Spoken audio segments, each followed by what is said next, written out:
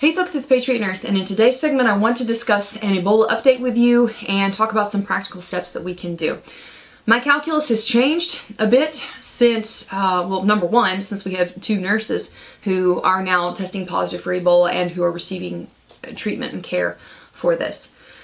What I want to do today is kind of pull the fear away. I'm not going to do epidemiological stuff here. I'm not going to talk about the nitty-gritty science behind it. You can do that by yourself, and there are plenty of articles that you can read. What I want to talk about today with you are the concrete steps that we can take here to decrease our overall risk factor and help us to thrive in the event of this thing going hot. Okay. So first off, let's look at our goals here overall for preparedness and talk about some ways that we can meet these challenges. Okay, first off, if in the contingency that Ebola, God forbid, spreads and becomes basically a catastrophe here in the United States. If it starts to spread, if it becomes airborne, officially it's not airborne yet. Officially, it's not airborne yet. But in the event that we are looking at this disease that has anywhere between a 50 to 70% mortality rate spreading here in the United States, we need to be able to do a couple things. First off, we need to be able to meet our needs outside of, number one, external assistance from the government, and number two, we need to be able to basically shelter in place. We need to be able to stay in our safe zone and not venture out if we can.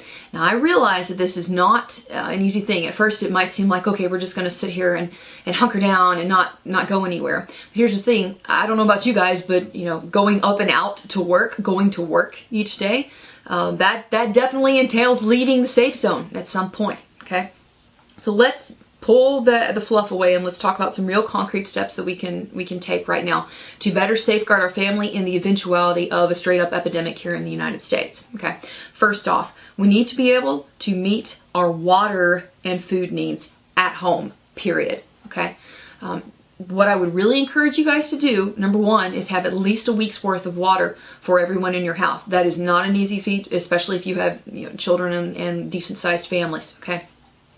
Also, we need to be able to have at least a month's worth of food, period. At least a month's worth, okay? Why am I saying a month's worth of food and 1 week's worth of water? Because it's a lot easier and it's less storage space to store a month's worth of food versus a month's worth of water. That is a lot. That's a lot. But what I want to encourage you guys to do is to have a way to filter your water. Okay, you need to have that bad boy running. I have 2 Berkeys, and I'll put a link down in the description box below to the methods that I use to purify my water. I got 2 of those running at any given time. 2 is 1, 1 is none.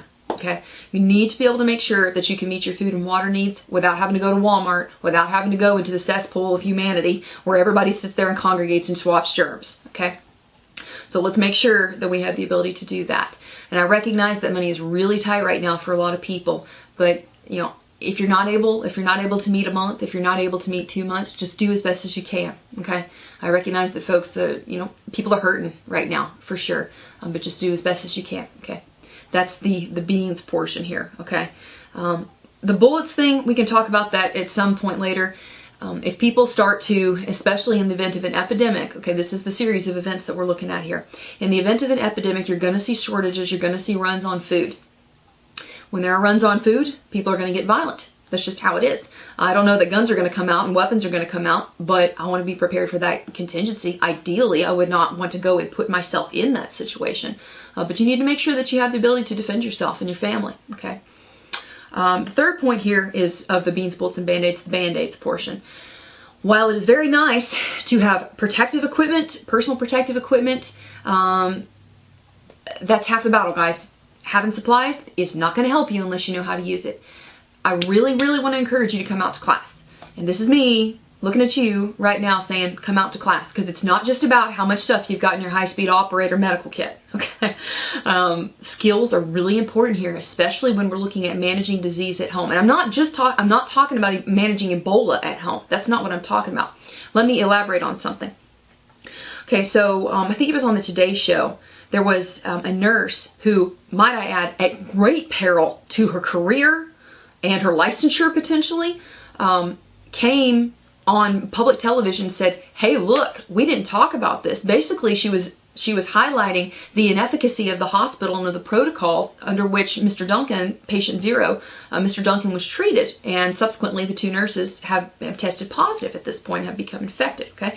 This nurse highlighted something very, very important, and God bless her, wherever she is. If she sees me, God bless you, darling. She said that if she could avoid going into the hospital for care, that she would. Now, there's a point to this, okay? Specifically when it comes to the ER, guys, okay? Even if we're not talking about, you know, somebody we love catching Ebola, it could be influenza. We're fixing to get into influenza season right now. It could be influenza. It could be a digestive disease. Any time that you have to go into the ER and sit there and wait, you're swapping germs with all those people there. The ER is the last place that I want to be in the event of an epidemic, for sure. The hospital is the last place I want to be anyway. Hospitals are where people go to die. If you can avoid being there because you have the ability, the knowledge and the skills, and arguably the supplies to take care of people at home, that is going to serve you no matter what. Okay, so let me encourage you to come out to class. Seriously, come out to class. Even if it's not with me that you train with, just go and get some training somewhere. Okay, that's the medical supplies aspect of things. Okay. So the next portion here that I want to cover with you guys is what we can do now preemptively on a personal health level to decrease our overall risk of contracting Ebola. Okay. At this point, I totally just lost my earring. That's really funny in the midst of a heavy video. Hold on one sec. Maybe that'll be an outtake, but there's a lot of me that's like, no, maybe I should just leave it. Maybe I should just leave it and add a little bit of levity to the situation. Okay. So, where shall I go? Okay. At this point, Ebola is not spread officially through airborne means, okay? It's spread through direct contact, right? With body fluids going onto a skin or getting in somewhere. That is how it has officially been known to spread at this point, okay? What we really need to focus on to mitigate our risk for needing to go to the hospital and potentially contract something else, you've got to focus on your health, guys. If you've been putting it off, if you've been putting off getting on a probiotic, if you've been putting off taking green vibrance, which I'll put a link down here in the description box below. I love it. I take it every day. It's marvelous. Helps your immune system for sure. Helps meet trace mineral deficiencies in your body. If you have been putting off taking care of yourself nutritionally, for sure, you can't do that anymore. I'm looking at you right now and I'm telling you right now, you got to get your health squared away now. Right now. The time to take care of your health is before you need your health to actually function, right? We need our immunities to be functioning very well right now. So let me encourage you, please, please, please eat well, take care of yourself, and I beg you, get good rest. It is a discipline. It is not easy for a lot of people to get good quality sleep, but you need to make that a priority, okay? If you are running low on sleep, low on energy, your immune system is going to be taxed, and we need our immune systems right now to be functioning with like heavy hitting 50 cals, if you will. I want my immune system right now to be going in with an Abrams when it comes to facing some of the potential threats that we do, okay? Make sure that you're squared away nutritionally, okay? And consider green vibrance or some other probiotics and health supplements. I'll put a link down in the description box below to what I take every day, okay? But also be religious about washing your hands. Wash your hands, wash your hands, wash your hands. Wash your hands, wash your hands, wash your hands. Seriously. Please, when you get home, the first thing that you do, drop your shoes, drop your stuff, drop it. Drop it right there. Go in and wash your hands. And be diligent with your kids. Be diligent with folks who are out and who go out in public a lot, okay? When you come into your house, the first thing you need to do is to check your stuff at the door and go wash your hands. But ideally, we need to be washing them throughout the day, okay? With soap and water. Ideally. Okay. So really this video has 3 facets of approaches here. Number 1, get your beans, bullets, and band-aids squared away now. Okay. Number 2, make sure that you're squared away, your body's squared away nutritionally and that you're taking care of yourself. But 3, let me tell you what I do. Okay. I don't have the ability, because of what I do, because I'm traveling every 2 weeks to go and teach, I don't have the ability to segregate myself away from the general populace in many cases, right? I have to go up and fly and go train and go teach people. Okay, so what do I do when I'm in the airport? First off, I carry a bottle of Thieves oil with me. It's generic Thieves, which I'll put a link down in the description box below. And I dilute it and I'll put it on my wrists, put it behind my ears, and I'll put a straight up drop on my scarf. I keep my neck warm. Keep your neck warm whenever you're traveling, because that's where a lot of the malevolent nasties like to sit here when you get, you know, yeah, lovely viruses, etc. They love this part of your body right here, the upper respiratory tract.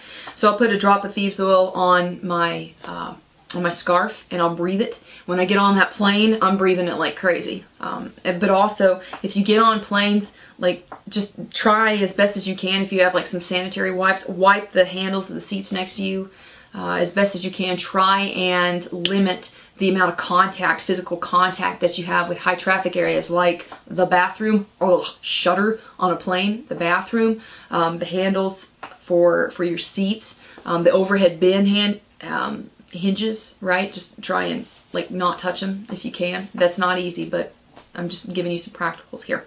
This is what I do because I have to, you know, I have to be up and out and going to do stuff. Let me say this about class, because I've had to think ahead about this a bit. If you're considering coming to class, do not delay.